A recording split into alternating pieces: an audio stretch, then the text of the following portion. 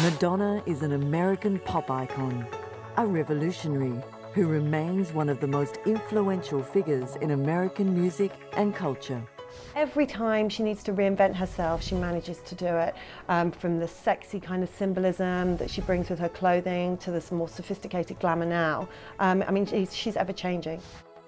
Madonna is a material girl who made it through the wilderness to become one of the most enduring icons and entertainers of all time.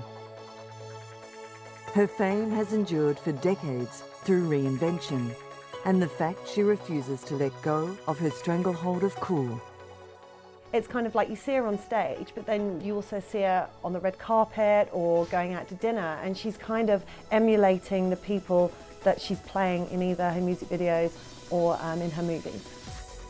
Madonna has the unique ability to fascinate the media with her music, music videos, controversial publicity, and her sexuality. The way that she's been brought up over the past 30 years in the spotlight, you know, in front of all these millions of people, the adrenaline rush from being at the shows, it'll only spur her on to her next kind of look. There is so much more to Madonna than meets the eye. She is an astute businesswoman and an inspirational mother. Well, to a certain extent, there's the life that I live out in the public, the life that I present to the public, and there's hopefully my private life that people don't know anything about. And I think that the only way to maintain sanity, being a person, being a public figure or a celebrity or whatever you want to call it, is to have a private life and to be very clear, you know, which is which. Madonna is recognized as one of the world's top-selling female recording artists, and her name is crystallized in music history. Madonna Louise Ciccone's adolescent years were in the disco era of the 70s, when Diana Ross ruled the charts. Having lost her mother to breast cancer at an early age and enduring a strained relationship with her father after he married their housekeeper, she became a rebellious teenager. Madonna didn't shave her underarms or wear makeup like other girls. She studied hard and got good grades and was determined to be somebody. She was a disciplined dancer who graduated from high school a semester earlier than her peers and won a full dance scholarship at the University of Michigan. She dropped out of college after only 2 years of study in order to move to New York and further her dance career. She sent her resume and a demo tape to Millennium Records to the attention of Jimmy Lenner and was rejected. Lenner wrote, "The only thing missing from this project is the material. I do not feel that she is ready yet." If it weren't for this rejection letter, Madonna may have been put on a totally different career path. Millennium Records were not a big label. They had a small marketing budget. Eventually, Madonna signed with Sire Records, which was owned by Warner Brothers. Well, she's a rags to riches story. She came here and she came to New York City in 1978, and with $37 in her pocket, and scraped and scratched, and was and persevered, and became a great temptress songwriter, and she became one of the great performers, and she has reinvented herself over and over again, which is really unprecedented. And she's sexy, she's a siren, she's a star, she's done movies, she's a legend. She's Madonna. Controversy has always kept her in the headlines. She famously penned the lyrics of her hit single, Like a Prayer, and the music video saw her attached to a crucifix, which shocked many. The Hollywood marriage of 1985 was that of Madonna and Sean Penn. The phrase, opposites attract, was never more appropriate. Madonna was driven and fueled by press adulation and attention, while Penn absolutely loathed it. The union only lasted 4 years. Madonna's career was going from strength to strength as she set the fashion trends of the 80s. Back in the beginning of the 80s, when she was very first starting, she was favoured for her tutus, little lace gloves, Wayfarer glasses. Madonna's fame and success was not limited to the United States, and in 1987 she took her show on the road. When she touched down at Heathrow Airport in the UK, Madonna mania hit fever pitch. The Who's That Girl tour was Madonna's first world tour, taking her to Asia, North America and Europe. She played 4 concerts in Britain to over 250,000 people. I think she's fantastic. She's just the best singer around at the moment, the best singer ever. I like her music, but she's such an extravagant person as well, and she's got such an image. The concerts in the UK received positive feedback from critics, praising Madonna for her showmanship and exquisite style. She also won the respect of the English media. I think she's an ambitious woman, and I say that because she's done things very shrewdly. She went to New York to make it from Michigan. She associated with and moved her way through all of the top producers, and thus got a sequence of hit records that to the point where finally she herself could call the shots. Madonna then made her acting debut in the stage play Speed the Plough on New York's Broadway. It was one of the most eagerly awaited show business events of the year. I know that you're frightened. I know what you are, you see, that's what I'm telling you. I'm frightened? I know that you are. Well, it's exciting. I mean, she's you know, a legend. She's talented. She's wonderful. Everyone's curious about, you know, what she'll do on a Broadway play, and she's really great. The play was a box office success even before opening night, in part because of the star power of Madonna and acclaimed actors Joe Mantegna and Ron Silver. Advance ticket sales exceeded $1 million US. Madonna played the role of Karen, a temporary secretary in a Hollywood film producer's office. The play generally received good reviews during its time on Broadway. It's about 2 exhilaratingly foul-mouthed, joyously bad-tempered, mean-spirited, cynical guys, and their sort of adventures with this temporary office secretary who's Madonna. After the opening night, she was hounded by the press and asked to appraise her own performance. Madonna, how do you feel the performance went tonight? Madonna, how do you feel it went tonight? It went great. But when she fronted up to the cameras inside, she had a more considered answer to the same question. It felt like really good sex. Sex has been a focal point of Madonna's image throughout her career. One of her most famous fashion statements was the Jean-Paul Gaultier conical corset, designed for Madonna's Blonde Ambition tour. The corset, at the time, was considered very avant-garde and kept Madonna on the front line of fashion trends. Probably her most iconic clothing moment is the conical bra, the flesh tone with the black wide leg pants. Madonna has never been afraid of pushing the limits. In 1990, the Independent Broadcasting Authority in the United Kingdom banned her music video, Justify My Love, from being broadcast before 9 p.m. at night. The clip was considered too sexually explicit. The music video gained Madonna more free, controversial publicity. Well, I really feel that Madonna has plumbed the depths of hype. It's less of a pop promo video and more of a soft porn movie. It's really taking the public for a ride. It's got very little to do with music. What's actually happening on the screen is irrelevant to the hum, which is the music in the background. The music itself is extremely good. Unless one takes the view that all pop music is appalling, then I don't see that how you can take that, how anyone can take that view. I don't think it's an agent for corruption either. I think actually the video itself is a justifiable work of art in its own form. 2 years later, she used her sexuality again to whip up another media frenzy, ahead of the release of her ambiguously titled book, Sex. The metal-covered book, sealed in plastic, contained full frontal nude shots of the author, as well as graphic sexual fantasies.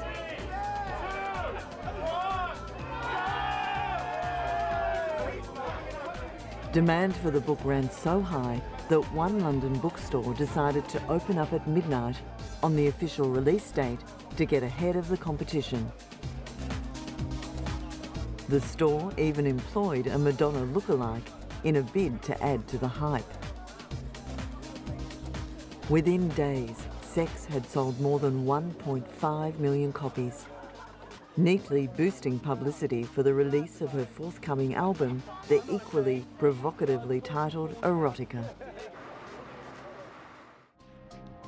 Under a court order, Madonna testified in the trial of a man that was accused of stalking her. She identified Mr. Hoskins as the man who came to her estate and threatened to slice her throat from ear to ear if she didn't agree to become his wife. She was reluctant to testify because she didn't want to be in the same room as the man who threatened her life. It's a constitutional right of my client to confront the witnesses against him. It's plain and simple. That's almost a no-brainer. During her painful testimony, Madonna said, "I felt incredibly violated and even more frightened," adding she suffered nightmares as a result of the threats. Well, she obviously wasn't too happy about being in the courtroom. A couple of moments when describing some of her fears and nightmares that she claimed resulted from what she believes to be the threat the defendant posed against her, she appeared to be on the verge of tears. Admittedly, once or twice she was a little snippy. The judge told her to be specific at one point, and she responded, "I was being specific." But other than that, it was a very subdued Madonna. And she did testify that as she sat there, she was still frightened of Mr. Hoskins, the man she claimed stalked her and threatened her, as he sat perhaps 20 feet from her. While she's enjoyed runaway success in almost every aspect of her creative life, it's fair to say that Madonna's assault on the big screen has been somewhat less effective. She rebounded her acting career with a Golden Globe winning performance in the big screen adaptation of the musical Evita. Still, even that triumph brought its controversies, with protesters in Argentina complaining that she had cheapened the image of real-life Evita.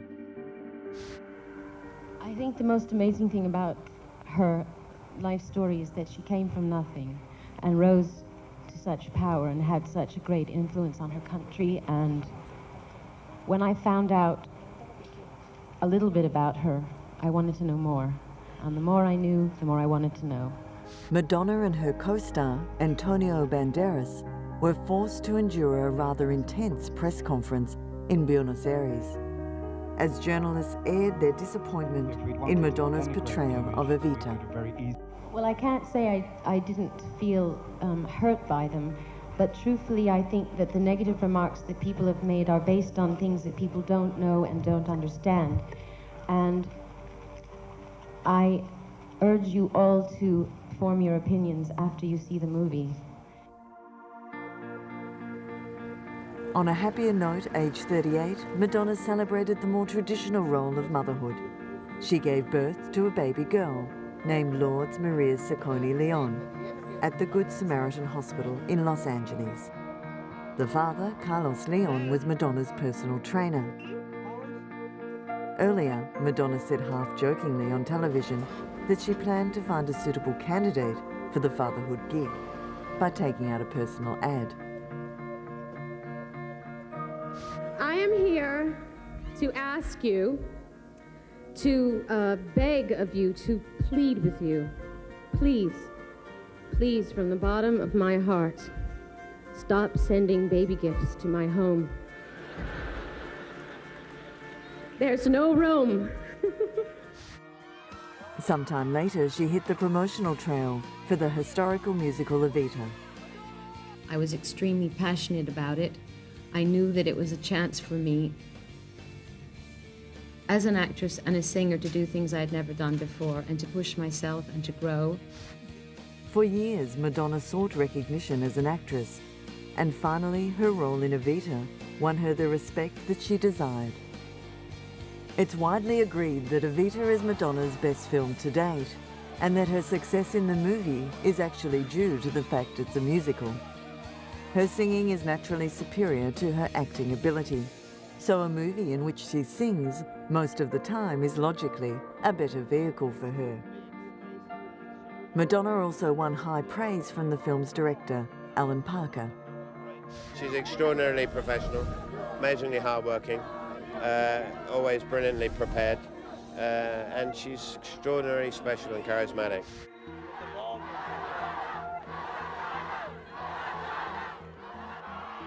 Evita's cast was on an all-time high at the Los Angeles premiere of the film. They went on to win an Oscar for Best Song and another 1997 Golden Globe Award for Best Motion Picture. With a production budget of $55 million, it cashed in over $140 million at the box office.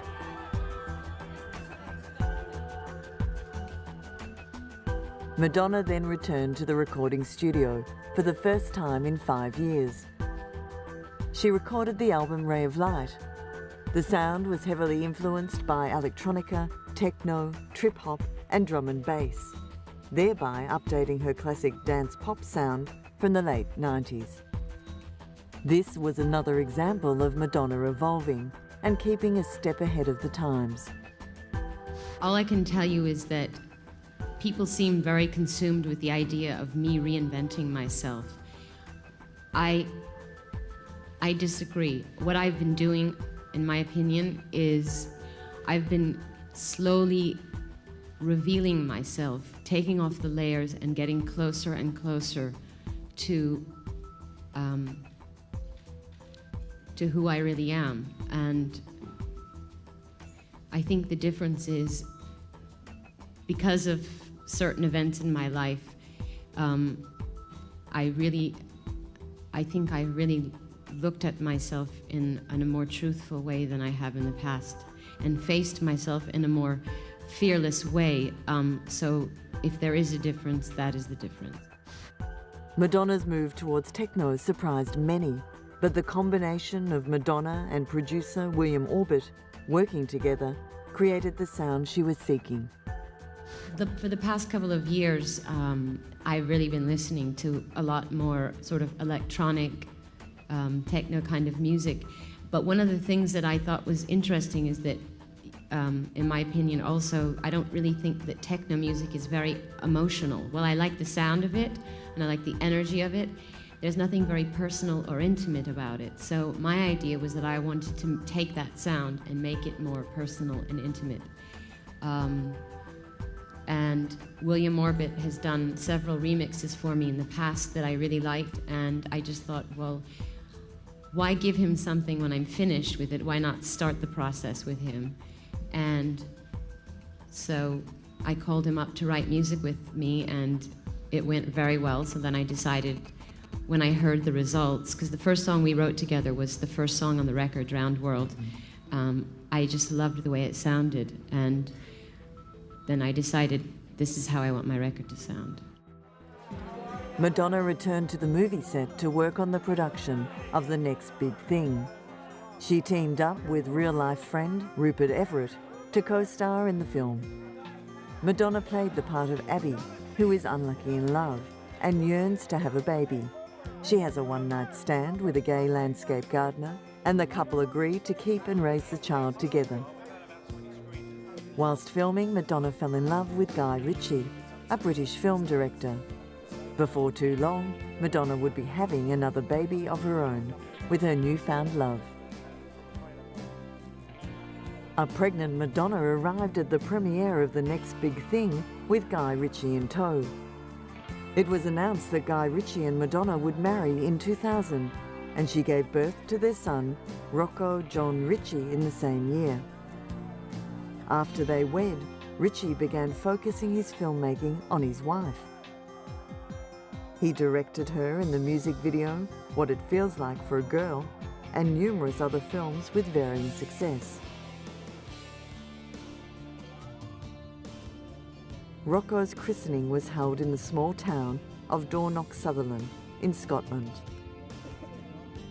Hundreds of locals gathered at Cathedral Square in the hope of seeing the couple on their last public appearance before their wedding the following day.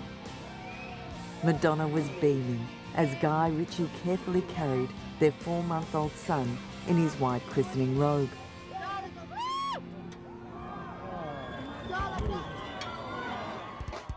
Madonna was understandably nervous before her first British concert in 7 years at the Brixton Academy in South London. The show pulled a world record webcast audience of 9 million. A lucky 3,500 ticket holders, including celebrities and competition winners from all over the world, were in attendance. Madonna's fans were simply blown away by her performance. Incredible, sensational, fantastic. Couldn't fault it, her voice was incredible. It was just, I can't even recover, it was incredible. Absolutely incredible. The exclusivity of the tickets turned the show into a public relations triumph. A 42-year-old Madonna was thrilled after the show, which was a wonderful platform to launch her next album, titled Music. Madonna was embroiled in more controversy when she cancelled the release of her video, American Life, out of sensitivity and respect for the armed forces. I think that Madonna in the past has used extreme things and shock value and encouraged controversy for publicity. But I think in this instance, she genuinely doesn't want it released because of her support for the troops. I mean, she has said time and time again that she's anti-war and she's a pacifist, and the video is certainly an anti-war statement. The music video shows the ugly aspects of American culture. One scene featured Madonna tossing a grenade at a George Bush lookalike, who uses the grenade to light a cigar. In a written statement, Madonna said that the video was filmed before the Iraq War began, and she was blocking its release because she did not wish to offend anyone who might misinterpret its meaning. Well, I mean, Madonna's never been appropriate in pretty much anything she's ever done, and certainly the first thing she's going to attack are things that people think are inappropriate, which would be, for example, the military in a music video. And in this particular video, the military is at a fashion show. I mean, this is like, you know, her very unique way of expressing irony and of expressing her opinions. I mean, she's never been couth about anything that she decides to do, so that doesn't surprise me at all. Madonna reinvented herself again when she became a children's book author. She launched her book, The English Roses, in 100 countries and 30 languages in an unprecedented publishing blitz. She had clearly turned over a new leaf since she released her first book, Sex. Madonna had greatly toned down her image since becoming a mother and marrying Guy Ritchie. She said her studies into the mystical Kabbalah faith, an offshoot of Judaism, inspired her new venture. It is the widest release of any book in publishing history. Ladies and gentlemen, Madonna. Within hours of release, it went to number 7 on Amazon.com's bestseller list, and in time became a New York Times bestseller. When I published the book Sex, I was at a point in my life where I was interested in pushing boundaries and questioning society and dealing with taboo subjects, and I was into showing off, and I was interested in myself, essentially. And when I think about and obviously I'm writing children's books now, and I'm interested in children, and I look back at the journey that I've made from then until now, and I'm actually quite proud of my journey, because the sex book was about me and saying, hey, look at me, and the children's books were about hopefully imparting some wisdom to people, to children. Madonna hit the red carpet in New York to promote her documentary, I'm Gonna Tell You a Secret. The film chronicles Madonna's life whilst on the road during her reinvention tour, and reveals insights into her life and how she has changed in recent years. The Madonna on display in the film stands in great contrast to her first documentary of the same ilk, Truth or Dare, aka In Bed with Madonna, that was released in 1991. Well, I'm different. I mean, a lot's happened to me between that film and this film, so I've changed. My views in life have changed. Hopefully I've grown up, evolved. I have a family, I have children. And I don't know, I hope that the movie is a reflection of that evolution. The documentary also featured events on the tour such as dancer auditions, rehearsals, opening night, and continues all the way through to the final show of the tour in Israel. The film premiered commercial-free on MTV in the United States. Jason Akerlund directed the documentary. The film is about everything that she thinks is important in life right now, and it's a lot of spirituality, and it's a lot about creativity, and it's a lot about her thoughts and, you know, where she is today as a grown woman. I think, you know, this documentary is a big insight into so many areas of Madonna's life that I think people probably haven't seen yet, and even people that have followed her a long time don't really know what she's like with her family and what she's like with her band and what she's like with all those kind of things. I think she can be quite misunderstood for a lot of reasons. Ultimately, the film received mixed reviews, with Rolling Stone magazine stating that it lacks the dishy delights of the 1991 Truth or Dare doco, whilst The Guardian newspaper described it as fascinating. The Reinvention World Tour was Madonna's 6th concert tour. Fans flocked to the Great Western Forum in Los Angeles from all over the United States for the opening night. Madiva, who was really a man named Chris, dressed up as his favourite icon in full makeup and French Baroque corset and lacy bra. I'm here to see Madonna on my first stop of this tour. I'm going to 35 shows all across the country. The Reinvention Tour was a commercial success. Tickets were completely sold out as soon as dates and venues of the tour were announced, prompting the organisers to add more dates. After it wrapped up, the tour was named the highest grossing tour of 2004, earning $125 million, with 900,000 fans in attendance. The following year, Madonna arrived at Narita International Airport in Japan to promote the release of her album Confessions on the Dance Floor. The last time she visited Japan was way back in 1993. Warner Music Japan collected 200,000 signatures from fans in order to arrange Madonna's greatly anticipated visit. She was enthusiastically welcomed upon her arrival.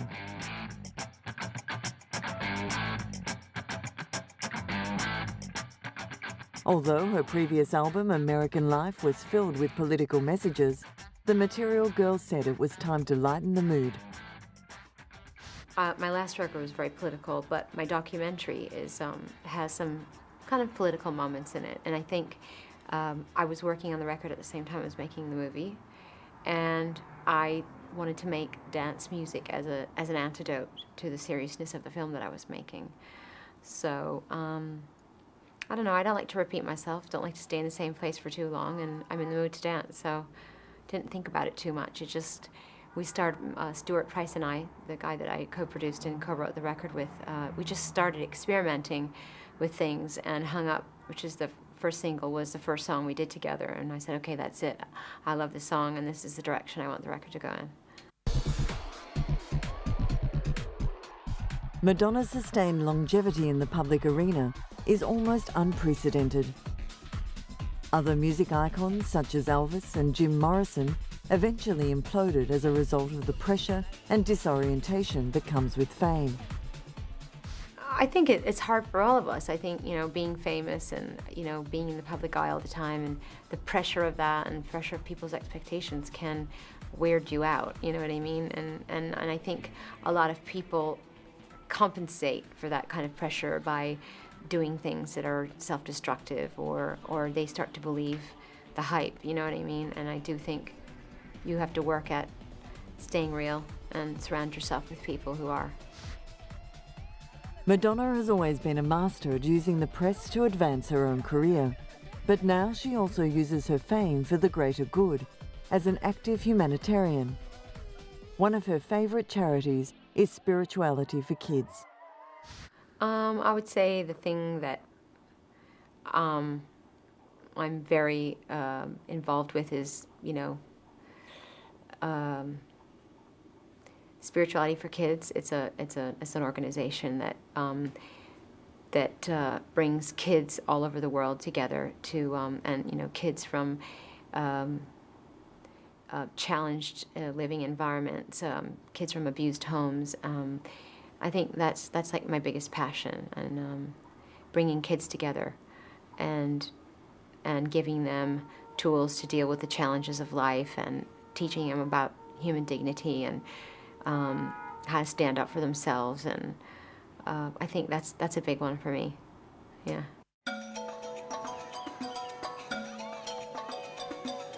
Madonna took a field trip to Malawi in Africa in a bid to improve the lives of thousands of needy orphans.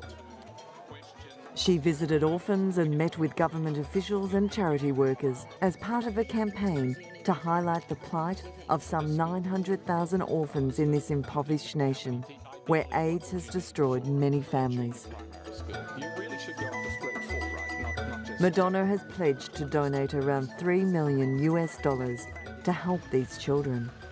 Since January, I've been involved with a foundation called Raising Malawi, which essentially it was created to look after the needs of orphans, and I guess I feel like it's in Africa, in Malawi, for instance, there are over 1 million orphans, and I feel like if you added up all the orphans in Africa, I don't know what it would come to, but it's an astronomically high number, and I feel like it's a problem in the world that we need to pay attention to. And so I did it for two reasons: one, to raise awareness, and one, to raise money.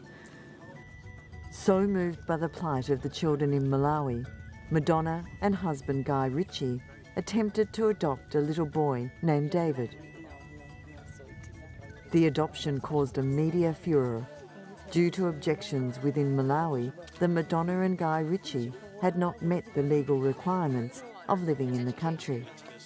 The case dominated international headlines. I was doing it privately, but when you do an inter-country adoption, then the government knows about it, and once the government knows about it, it's not private anymore. So it was my hope that it would be private as possible, but the press arrived and they started snooping around, and there was no way I could control that. Finally, the Malawian authorities waived local rules to grant Madonna the adoption. The child, David Banda, arrived at London's Heathrow Airport in the arms of Madonna's personal assistant, accompanied by a bodyguard and police escort. It's nice. It's lovely. It's so great to hold him, and he's just starting to walk, and just to see that the whole world being new again, and to see the world through his eyes is wonderful, and to see my older children with him.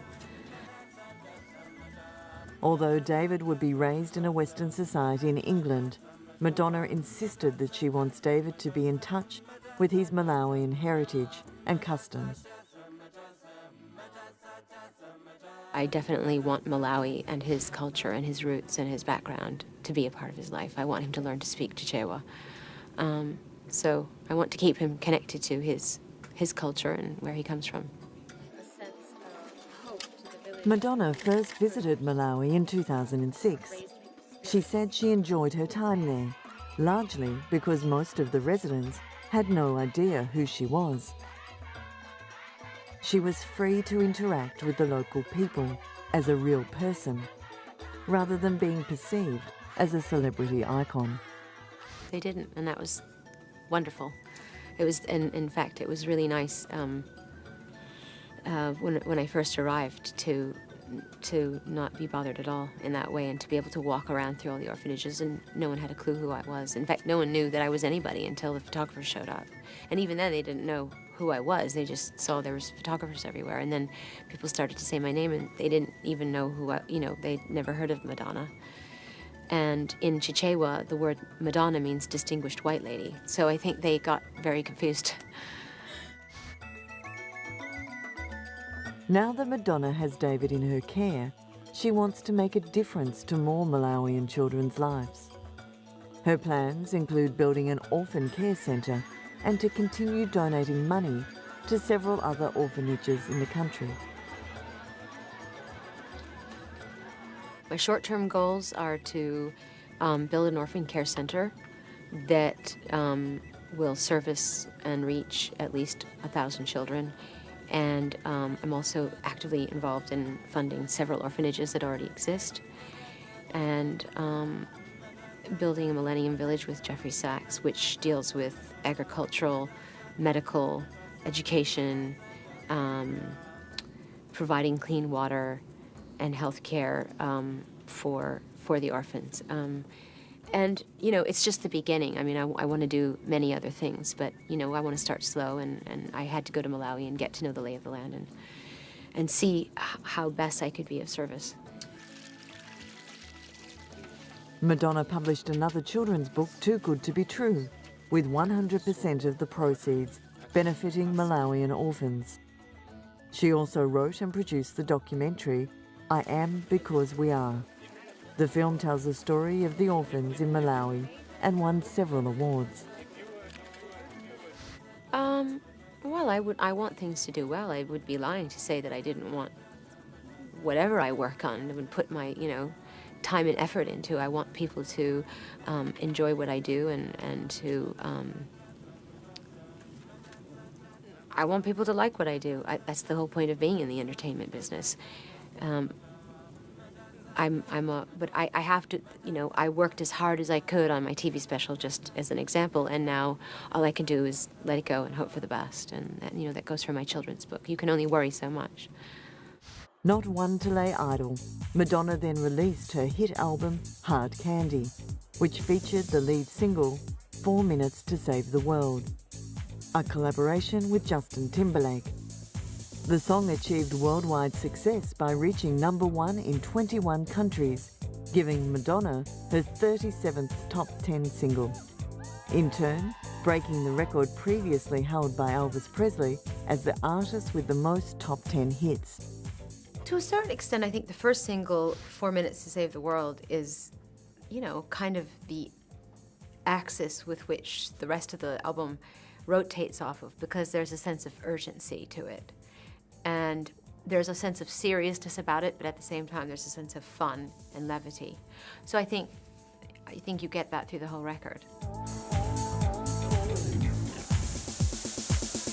Madonna travelled to Paris, France to perform at the Olympia Theatre to promote the new album.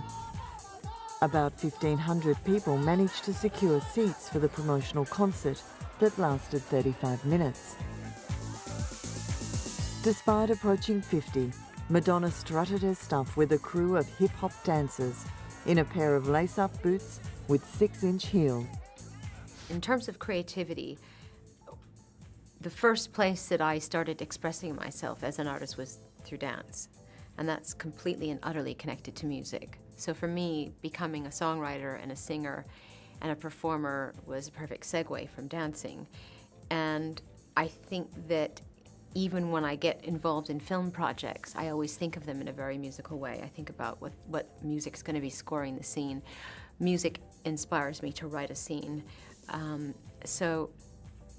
I feel like music is still very much an integral part of every aspect of my creativity. Few artists have such a diverse range of talents. Madonna is an accomplished author, producer, actress and fashion trendsetter, just to name a few. But creating music is her greatest love. I'm always going to want to write music, and I just feel like music speaks to people in a way and that no other art form can, and it is, in my opinion, the most accessible art form. So yeah, you could say it's my first love, yes. The premiere of I Am Because We Are, Madonna's documentary about orphans in Malawi, was staged at the Tribeca Film Festival in New York. The film received positive reviews in the media. The Times gave it 4 out of 5 stars and wrote, "This rich material makes for a completely absorbing film." Well, it was important for me to make this film because when I heard about the story, when I heard about the hardships that all the children in Malawi were experiencing, and I understood the details of their suffering, I sort of couldn't, I mean, you hear stories all the time about things going on around the world and you feel crushed by them, but there was something about this story, I don't know why, but it just was that moment in my life where I said, okay, I've got to do something, so I jumped in, and I ended up going on the journey of a lifetime. The documentary describes the journey that Madonna embarked on when exploring the lives of children who have been orphaned due to AIDS and the suffering that they have endured. She leads the audience through many heart-wrenching stories that ultimately remind us of how interconnected we are. This project is closer to my heart than anything I've ever done. Yeah. Yeah. And why? Because it's about children, and because it's about children in need, and because through making this film, I met my son. So there's a lot of importance attached to it. Yeah. Having a documentary under her belt, Madonna set her sights even higher. She made her feature film directorial debut on the production of Filth and Wisdom.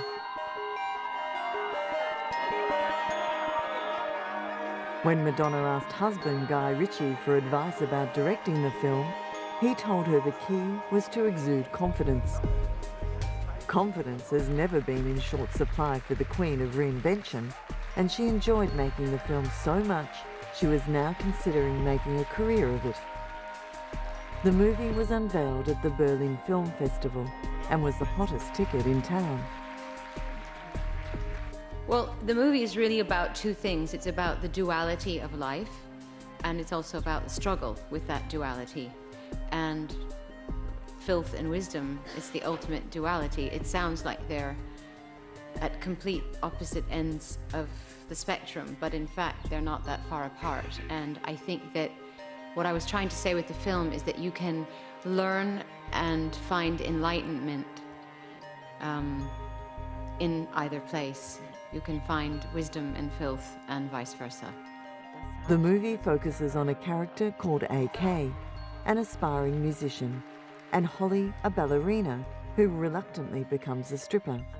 Their individual stories are close to Madonna's heart. If I look back to the beginning of my career, I mean, I can recall those moments of struggle like it was yesterday. And there are aspects of Holly, Juliet, and AK's struggle that I could relate to completely, and I could access that memory and put it into the story. The Cinema Society and Dolce & Gabbana hosted the New York premiere of Filth and Wisdom at the Sunshine Cinema. Madonna hit the red carpet solo without Guy Ritchie and seemed at ease when talking to the press.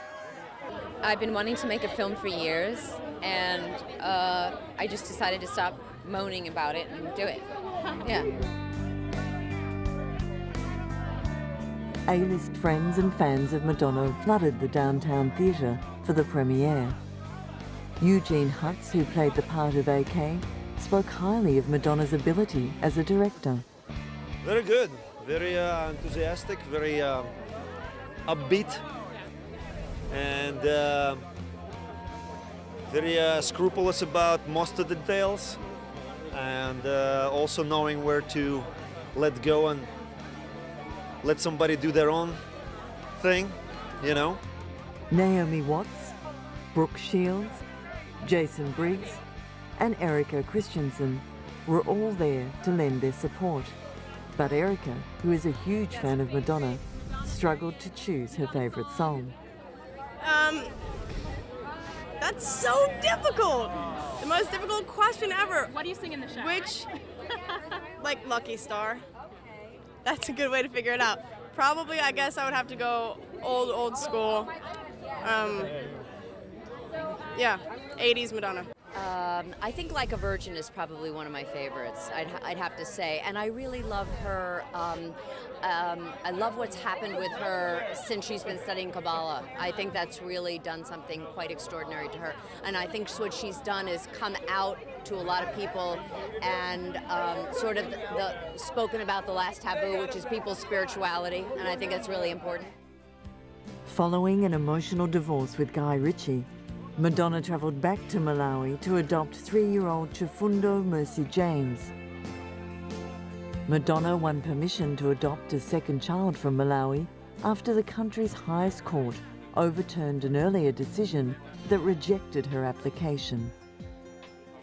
The Chief Justice said Madonna's commitment to disadvantaged children and the funds that she has raised for the Malawi charity, serving 25,000 orphan children, should have been taken into account.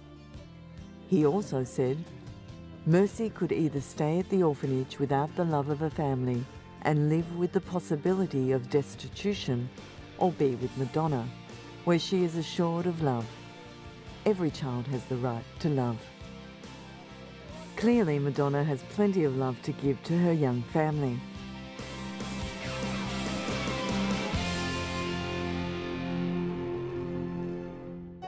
Madonna's fascinating career spans decades. Her journey has not always been an easy one, but this strong-minded woman has found unrivaled success through self-belief and determination. I know that, I've earned the position that I'm in as a celebrity, as an artist, as a singer, and that came through a lot of hard work. And it was, it's had a lot of ups and downs, and, I know the meaning of hard work, and I know that anything that's important you have to earn, and comes with struggle. If anything, the struggles in her personal and business life have only made her stronger. But now, in her 50s, for how much longer can she remain on the top of the charts? Then there is no reason why her career can't go into her 60s. I mean, when you think of Madonna when she emerged in the early 80s, with Holiday, nobody would have believed that in 25 years' time she would still be having #1 hits. So it's no less remarkable that in 10 years' time she's doing the same thing. Few before her have sustained the longevity of her career, but the Material Girl remains optimistic that she will continue whilst the passion still burns. I don't see it coming anytime soon, but you never know. If I stop loving what I do, that's when I stop doing it. While she remains adored and revered by her legions of fans worldwide, there seems to be no reason for her success to diminish. But does she have any regrets about her life? No big regrets. I think if, I get a bit freaked out by some of my hairstyles and a few outfits, some hideous photographs, I don't know, things like that. Maybe a few guys I dated, but nothing too big, right? Well, the same regrets we all have.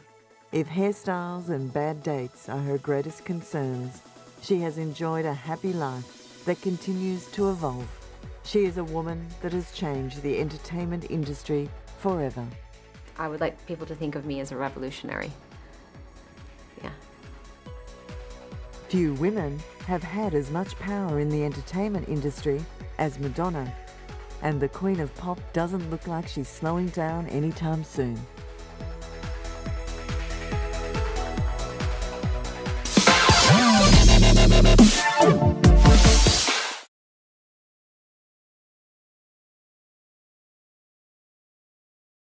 Was very persevered and became a great temptress songwriter, and she became one of the great performers, and she has reinvented herself over and over again, which is really unprecedented.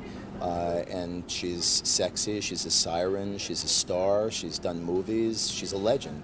She's Madonna. Controversy has always kept her in the headlines. She famously penned the lyrics of her hit single, Like a Prayer, and the music video saw her attached to a crucifix, which shocked many.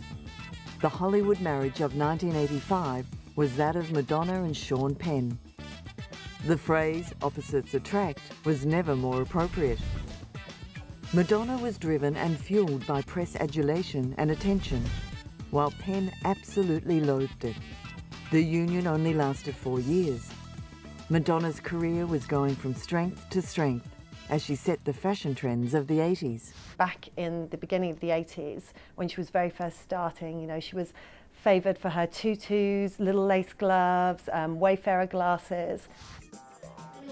Madonna's fame and success was not limited to the United States, and in 1987 she took her show on the road.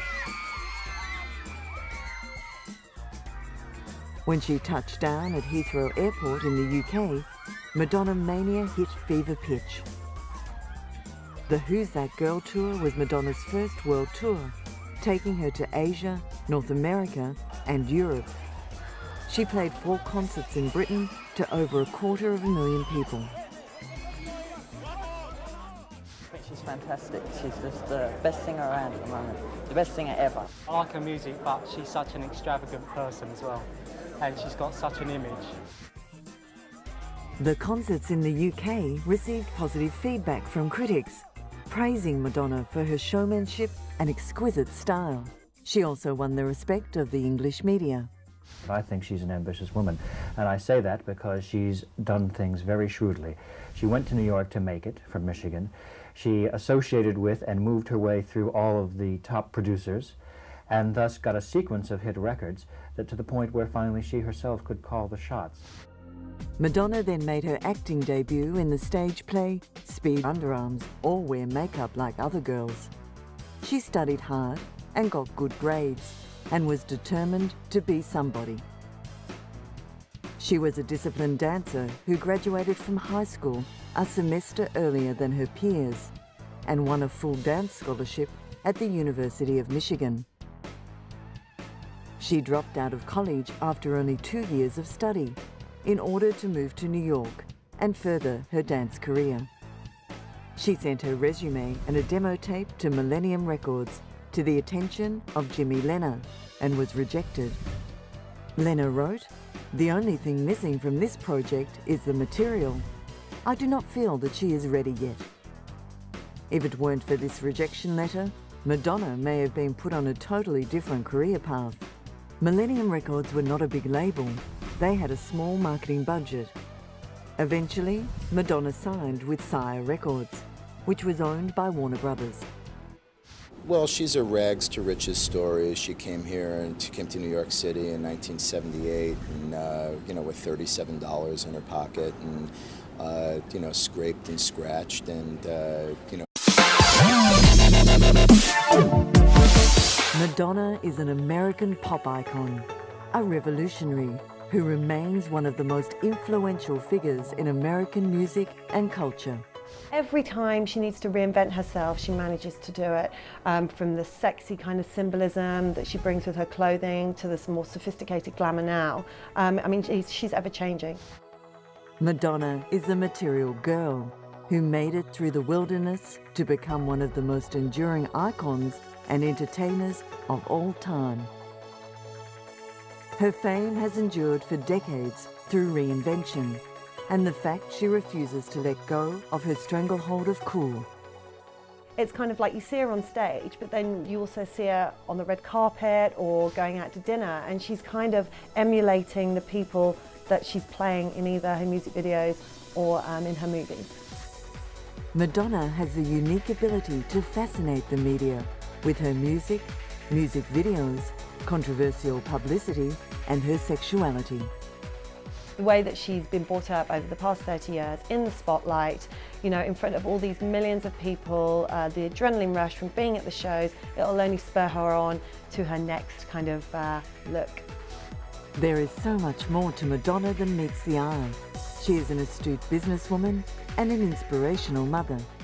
Well, to a certain extent, there's the life that I live out in the public, the life that I present to the public, and there's hopefully my private life that people don't know anything about. And I think that the only way to maintain sanity, being a person being a public figure or a celebrity or whatever you want to call it is to have a private life and to be very clear, you know, which is which. Madonna is recognised as one of the world's top-selling female recording artists, and her name is crystallised in music history. Madonna Louise Siccone's adolescent years were in the disco era of the 70s, when Diana Ross ruled the charts. Having lost her mother to breast cancer at an early age and enduring a strained relationship with her father after he married their housekeeper, she became a rebellious teenager. Madonna didn't shave her